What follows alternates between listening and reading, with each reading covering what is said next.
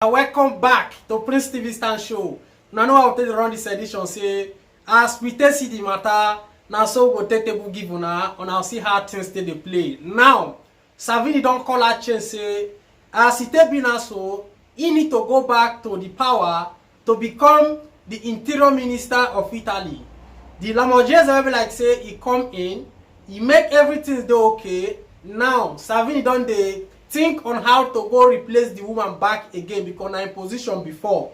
Before I'll start, I will say thanks to all my UK fans. And they see on a message, one that they send me for WhatsApp, saying that they enjoy Italian news for this platform. Say the illustration one that they give una they enjoy and well. Respect to all the fans who be like so day for UK side. Before I will start, man, I don't mind me. I say man still dress like Salvini. May no say we all won't go to the prime minister. Even immigrants won't still do prime minister for the Italian side. Now, this lady one that they see for here, what they call Luciana Larmoegese, now be the current interior minister of Italy. Where be like say, now she dey in charge of immigrants, you know, sicurezza for Italy. Anything that concern forza dell'ordine, now this lady dey in charge. All those carabinieri, polizia one that they see for streets, how they take the work day by day. Now this lady now be their head when they try to give instruction how she wants make everywhere they secure. And now she still there in charge of immigrants when they arrive from Libya, all those kind of stuff. But before this lady, now this Salvini be there that position, before they come command the man, the lady come start as the interior minister of Italy. So now, Salvini don't call her change, he say he won't go back to his position. You get waiting I want make una understand for this video. You see politics, they're there after their own personal interest. No matter how they talk rich, they're always the day after their own personal interest. Why they talk this thing they say, now, during the time of Giuseppe Conte, this man one that they see for here, the Salvini one that they see so, he supports Mario Draghi to become the prime minister of Italy. He give all in votes, all in party, they support the man. Why he be do that thing? Because you know say anytime when they elect or take new prime minister, now that prime minister go choose people when won't work with them. In the life of Luciana Larmoegese as the minister dell'interno, now one minister on his own, Roberto Speranza, which is the health minister, that one still there on his own. Different kind of sectors when they handle different area. So now, as Matteo Salvini be support Mario Draghi, he might be say the man go still go put am back, remove Larmoegese. You know say that man not there after all those things. He choose people where be like say they transparent to work with them. So as this matter come boss, where be like say the 5-star movement come pull out, the Conte party come pull out for the Mario Draghi government, then he can see am as an advantage for him and Giorgia Meloni to go do election.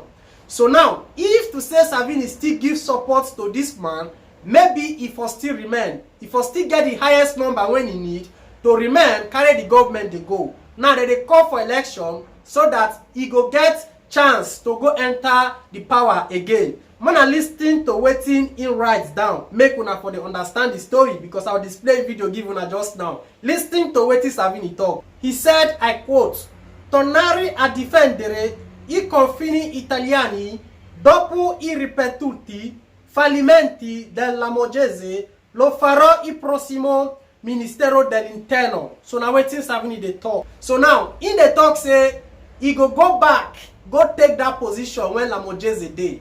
And then now those of una when dey for Libya, una go pray well because of this crisis when they go on. This man wanna they watch so this Salvini. When he there for power, he close everything. He say no want make anybody they enter the Italian side. Where we like say in case still there for Ocean Viking hand.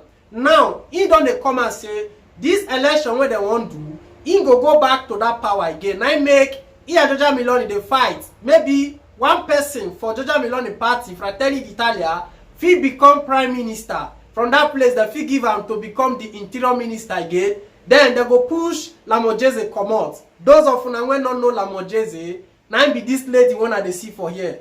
This woman now make una see say things can't dey soft for where immigrants dey for Italy. As this lady come, he say yes, he welcome everybody. e no come here come do resist. Now me come bring out protectionist specially when they give out the new decreto di immigrazione. Now this lady bring her come out, so be like say these 2 years documents now, so if you dey work before you know wetin dey happen, they don't give you. Now this lady now bring all those things come. Now Salvini now they talk say you won't go back to the position of this lady so that he go come do all those delay, remove the 2 years document, do many things. So be like say people go there frustrated. Now waiting in the talk say he won't come back again, can't do. For those of you when we never watch the short video when he do yesterday, wanna watch him, wanna see how it is. Faccio 2 esempi concreti che gli italiani vivono tutti i giorni. Il tema della sicurezza, baby gang, ovunque, immigrazione, sbarchi continui, non solo a Lampedusa. Io ricordo che quando ero ministro dell'interno gli sbarchi erano sostanzialmente azzerati, rispettando le norme, e vado a processo per aver bloccato gli sbarchi, e invece stanno arrivando decine di migliaia di immigrati irregolari. Su questo il centrodestra, sull'assunzione delle forze dell'ordine, sulla certezza delle regole, sulle espulsioni che per chi non merita, saremo assolutamente intransigenti. Anche il tema dell'autonomia richiesta dai territori sarà centrale per un paese più moderno ed efficiente. Grazie. Aha, so that one I be Salvini for you. So make una dey pray. Those of una went there for Libya, this one concern una well because if this man come back as the interior minister, Alagale, you see where he put a Bakoni, Lampedusa, Lapa, you see where he put them for a picture. You no want to see that thing, make it the land for Italian territory. If they talk him, oh Hali, you know they hide the own. As they talk him, now so it they do him. So we pray say the man no go fit come back. More they watch hard things they play. I make a tell on them, wanna follow this page. As it they drop. We go see the update una go know how things they play. I greet all the fans of Prince TV out there. Respect.